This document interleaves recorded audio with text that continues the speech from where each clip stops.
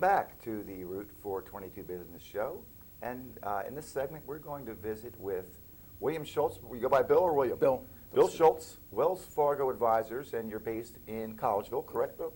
Was that Springhouse Drive? Yes. Can you give, we'll start off, can you give your address where you're located? Yeah, we're 100 Springhouse Drive. For the folks that are familiar with the area, we're right across the street from Wegmans. Okay. I hope they don't get Great spot to be in. Yeah, Okay. it's fabulous. And been there for about 3 years now. Good, and you were, some of our viewers are familiar with Jim McGuire. Right. And Jim moved down to the Collegeville office, and you're basically kind of filling his spot over there a little bit? I will be doing some of the work that Jim Gotcha. did, but not all the work. Gotcha. And before we get started with the particulars here, what's your website so people can learn more about you? Well, www.wfadvisors.com/William.Schultz. Gotcha. wfadvisors.com. Right. William Schultz. Okay.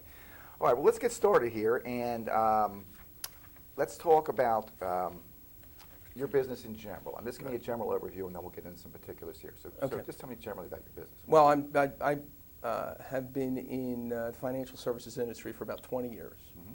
I've been on the retail side of that for about 10. Okay. I was with Smith Barney and then Wachovia, which became Wells Fargo. Right.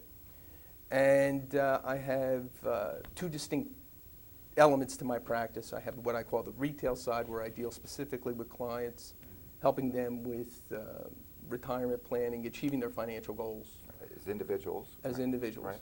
And in addition to that, I work with small and medium-sized business owners, both on that individualized basis, but also helping them with things like executive compensation, financing, qualified retirement plans, or retirement plans. All essential services they provide their employees and themselves. For that particular aspects, yeah. I don't do health benefit plans or that kind of thing, but for the financial aspects, that's what we help the business owners with. Great. Well, let's talk a little bit about the process that you use when you deal with a client here. You want to run me through some steps? I utilize an 8-step process. We use initially what's most important to me is seeing the world through my client's eyes. Okay. So in order to do that, I really have to drill down deep into what they're trying to accomplish. The best tool that I've come up with through my years in the industry, or not that I've come up with, but Wells Fargo actually came up with, and we beta tested that when it first was rolled out back in 2003, is the Envision process. So I've been utilizing that particular process since that time frame. Envision is a statistical modeling where we go ahead and we take a look at what the client's objectives are, where they are currently, and what they're doing to meet their objectives. And then we go through a rather extensive process of drilling down, understanding where they want to be, how much they want to retire with, if they want to buy a business, a whole bunch of different types of scenarios.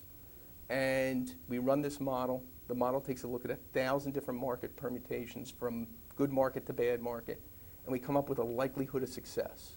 Okay. And what that gives us is an asset allocation from the asset side of management, so that I would know generally where to position assets, stock, bond, alternative investments, and also how to help them manage their debt and their risk management. So it's an extensive process that not only gives me a snapshot, but also through the period of time that we work together, I can go ahead and make a determination as to what changes might be needed given market conditions or any other type of situation that the client might experience. So it sounds like if you do your diligence, which you do, you have a clear picture of probably the most likely way they can achieve those goals. The variable being, I guess, risk tolerance is always, that leaves a little wiggle room in there. Is that? Sure. Yeah, and risk and reward. Okay. Clients have varying degrees of how much risk they want to tolerate. Mm-hmm. And how much reward they need in order to meet their goal. And my objective is to go ahead and make sure that they can achieve their goal comfortably without giving up too much right now, right? Without assuming too much risk. So in many cases, I'll turn around and make a recommendation and the client will be surprised that they don't have to assume as much risk as they thought they had to assume.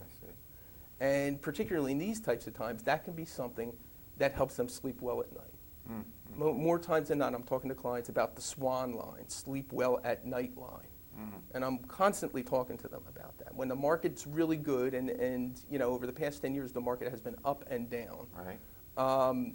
When the market is really good, you know, people get beer muscles, right? They Sure. think that they could go ahead and do a lot more than what they thought they could do. Sure.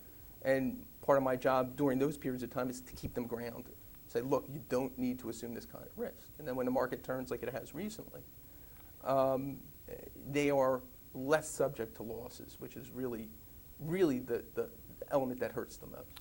And conversely, when you have periods, anomalies, such as recently where the stock market loses 400 points in a day, or that happens 3 times within a week period, your job is to say, it's not always going to be this way, it will go back. Right. And strangely enough, if I take them, as I take them through the envision process, when we had that 1,000-point drop in a day, one of the things that I did with my clients was to go ahead and circle back with them and check in with their long-term plan.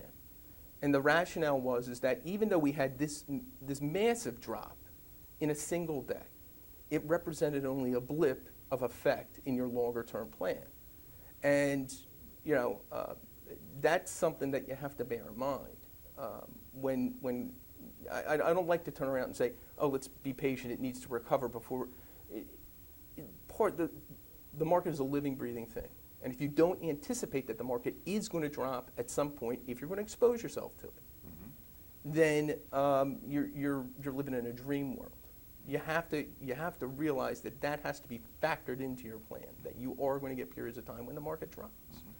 So as long as you take that into account, you can more comfortably deal with the situation as it occurs, if that answers your question. It does, yeah. And I guess the only other thing that you need to be concerned about with clients in terms of their risk tolerance is when they're going to need their money. Right. You know, and that if they need it next year, it's a lot different than if they need it in 20 years. Absolutely. So part of the statistical modeling will go ahead and help us pan that out. Now, it doesn't take a rocket scientist or a nuclear scientist, if we're talking about the Manhattan Project, to go ahead and figure out that you're going to want to be more conservative, say, with college money than you would with retirement money if college money is 5 years off for your kids. Gotcha. Similarly, for a business owner in particular, if they're looking to expand their business in some way, shape, or form, buy a new facility or expand an existing facility, and that is within a particular time frame, you don't want to be too risky with that. And unfortunately, too many folks in my industry would go ahead and might not necessarily take that as this money needs to stay in cash, or let's find the most appropriate cash alternative investment without subjecting you to risk that's going to go ahead and give you a reasonable rate of return for the current time period. And also be there when you need to use that cash. So I'm a big believer in cash, you know, the emergency situation for that. But the timing, getting back to your question, the timing of that is critical. So we have to evaluate what appropriate risk is for an appropriate time frame. And if you have a shorter need, you don't want to take as much risk. So if that means being less in stocks, more in bonds, using a CD, using an indexed product, those types of situations might play into So there's really an awful lot that you need to be aware of in terms of capabilities and potentials in terms of investments. That's one part of your job, but the other part is actually getting to know the comfort level of the individuals you're working with, what their ultimate goals are. And so it's a pretty complicated job what you do, really, when you look at it, pretty individualized. So the answer, yes, it's very complicated. So I try and keep my practice small, and the idea behind that is that because nobody can be all things to all people, all right? But I have a target population of folks that I actually work with that fit into that grouping, and you know, I've gone through the process of training myself. I'm a certified financial planning professional. Went to Drexel, 20 years in the industry. I've been in the lending side of the industry, so I understand debt management. I've been in the benefit side of the industry, and one of my core focuses is retirement plans for small businesses. But and helping the business owner develop the appropriate cost-effective plan, and also helping the participants make money, which is one of the elements that most of the guys in that industry leave out. You know, Yeah. they go ahead and they make up a great plan, but they don't help the participants make money. And that's why people invest, isn't Sure, it? sure, To make money? Sure. So in either case, I have a plethora of services that I offer, but because I am so diversified with what I offer, I try and keep my practice small because you can't be all things to all people. Gotcha. Well, this interview is going very quickly, and so we only have about 4 minutes left. Right. So you want to just run down the services that you offer, just bullet points Right. for our viewers, so that they know you provide this range of services. They can give you a call for more information. For retail or business clients, what I provide is ideally savvy retirement planning, investment planning, tax-efficient investment planning, overall comprehensive planning, and how many times am I going to use the word planning in one? Well, planning's very critical to what you Right. do, so that's an important word. What I like to say is, when we go back to the aspect of retirement planning, what I like to provide is no nonsense retirement planning. I can get into that on my website a little bit more, and estate planning.